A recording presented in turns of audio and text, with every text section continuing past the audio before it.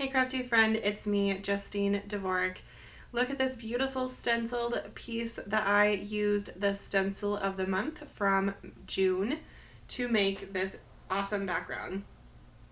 If you notice, I have some sparkly or shimmery areas, and that is some Lunar paste. So I'm going to demonstrate how I did that at the end of this video. But first, let's make a really cute card with this little hippo from the small die of the month. So I'm kind of featuring the small die, the stencil, kind of all together in this video. And I'm also finishing it off with a Better Press sentiment that I foiled with black foil. The piece that I just added right now is a vellum piece. I am folding it over the edges so it looks kind of like opaque water. And this is where my little hippo is going to be floating in the water. About a month or two ago, I grabbed the Altenew stamp wheel that has that little grip mat behind it, and I have really liked using that for stenciling. So that is a really fun tool. Now I have a circle that I die cut out with the Fluted Circles die set from Spellbinders, and I die cut out some metallic paper that was kind of all shimmery, and I could not decide if I wanted the pink up or the blue up, but then I finally decided we'll put the blue down because I guess that's where the water is supposed to be. So there's that. Now the small die of the month, the hippo and the ice cream cone have the wobbly legs. I chose to forego that on this card because the legs will be underneath the water anyway. So I just simply glued it. So if you're not interested in the dancing motion of the legs wiggling, that's a choice that you can make too.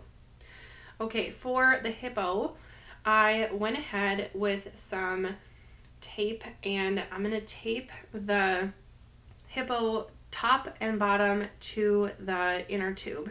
And I used the beautiful glitter paper from the Spellbinders. I think that was the spring set that had that blue.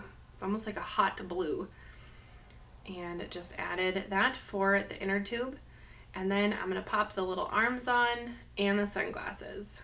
And then for behind the hippo with the eyes and the nose, I really should have gone ahead and done that before or done an inlay, but I chose to be a little bit risky and I just used Copic markers. I know it was risky, and when I say risky, I mean it could have gone really badly with having marker get on things that I did not want to. So here's me avoiding having to do that by gluing on the sentiment, and then I realized the time has come where I have to do it and be brave.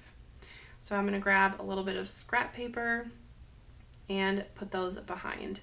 And I just did the same technique with a couple of some really fun crafty friends. With this apple, I'll pop it on the screen so you can see. So basically I'm just gluing paper behind the hippo head so it creates a little area for my marker to land on once I decide to grab my markers and color it in. Now the hippo is not very complicated at all for adding the color for the eyes and the nose and the cheek. So I just grabbed a light pink, and that really kind of pops the cheek. It's always fun for little characters to have rosy cheeks. My cheeks are usually rosy because that's just who I am, and I have really, really pale skin. So it just, every little hue of red shows through my face. So I kind of like that there's a chance for a rosy cheek on some critters. So this is the N5, and that's for the nostrils. And then for the eye, I just did a teeny tiny dot on the bottom, kind of like the apple, and called that all set. With, I guess I used my G2 pen for the dot for the eye. Any black pen will do, just something that won't bleed or run. And then I'm going to tuck him in. Oh, he's so sweet. I'm going to add a little bit of glue and just tuck them in. A little bit of glue there too, just in case. Sometimes I add a little extra glue because you never know. Some of these cards, I donated a lot of cards this year actually when I was moving back down to my craft room. So that feels really good to donate them to a good cause, but also to have kind of a clean, fresh start, if you will. So enough chat about my little hippo guy. Let's jump into stenciling with the beach balls and such. Oh, I do have to finish embellishing this real quick. These are honestly things that I've been hoarding. These are from the Damask Daydream card kit, which I think came out 2 summers ago.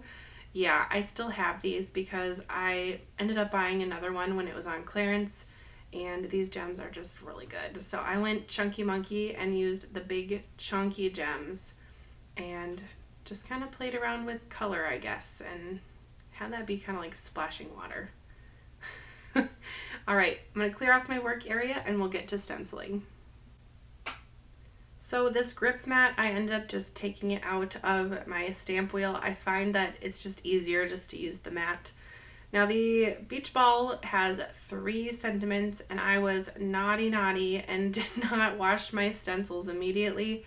So I do have a little bit of residue from some of the Lunar paste from the last time I used this stencil. So you kind of saw me point to the right there. That plastic bin on the right has a little bit of water in it. Yes, water, because when I'm done with my stencils, I'm literally just going to throw them in a little thing of water. So then I don't have to worry about washing things right away. I, of course, washed it right after I was done filming, but I rather take my time and film a nice video for you than worry about getting things immediately washed for the stencil to still work. It does not matter. It still is totally fine. It's not like the Lunar paste ruined anything. It just is on there a little bit. And honestly, if I scratched it off, it probably would be completely off, but I don't want to take time to do that. So here I go in with Guppy from Simon Hurley.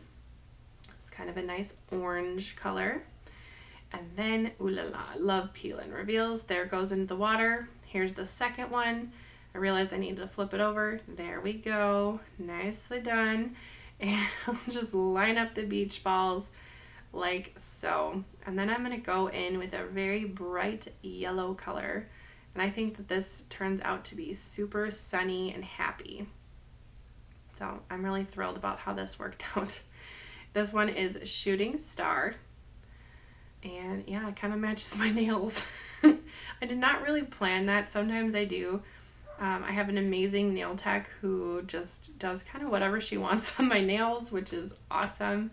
And she picked yellow, and that's what we went with. So maybe subconsciously I've been choosing yellow more because I've been seeing yellow more. But there we go. Nice and inky. Get it all over. And then once I take this one off, they will look like beach balls. Ready?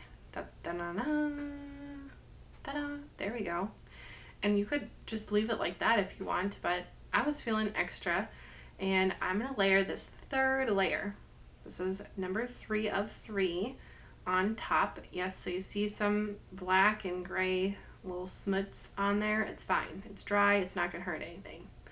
Just kind of seal the edges a little bit. I'm going to go in with Lunar paste. This one is called Clear Skies. And then I have what I call a palette knife from my artsy fartsy days when I was a painter. But, I mean, I'm just going to call it a palette knife. Anyway, I just take a little bit and smush around. Simon Hurley also has these kind of like a big, thick, kind of a credit card shape where you can just scrape. But I am comfortable with a palette knife, so that's what I've been using recently. And just put it into all the little holes and just move the product around. And it really is kind of satisfying to fill all of the little areas. I will definitely be using more Lunar paste now that I have quite a few colors in my stash. Once I see that most of the circles are filled in, I'm just going to give the stencil a good scrape and then wipe the excess back into the container. This is not like salsa. We can double dip here. No big deal. And then I can use the remainder on another project. And just like my stencils, that little palette knife went right into the water for a little swim. Look at this peel and reveal. So now I've noticed the lunar paste does dry rather quickly. But side note, if you are someone who is clumsy like me, perhaps you want to leave this on your mat just for a little bit, just so you don't have any oopses, but somehow I managed to get it off with no oopses. And there you can see the shiny bits are just so pretty. Now what you can do with this stencil is take a 1-inch circle punch, if you have that in your craft room, and go ahead and punch out the beach balls. And I turned a card into a shaker card with that. So I'll show that in a minute. I'm gonna be a good little girl and wipe down my my mat just so I don't have any stains. But side note, reds and warm tones will stain those sticky mats pretty quickly. So just know that's normal if it happens to you. Look at it, it's so pretty. I got the better pressed background. Those are my beach balls that I cut out. This is so fun. I love playing with shaker cards. Anyway, if you've enjoyed today's video, learned anything or whatever, let me know in the comments below. I'd love to hear from you. I always love reading comments and interacting with you. And the best way to interact with me is on my Facebook group, the Spellbinders Maker Facebook group. So go ahead and join if you haven't yet. Please do. Once we hit 10,000, I have big giveaways coming your way. So we'll see you next time, and I really appreciate you watching.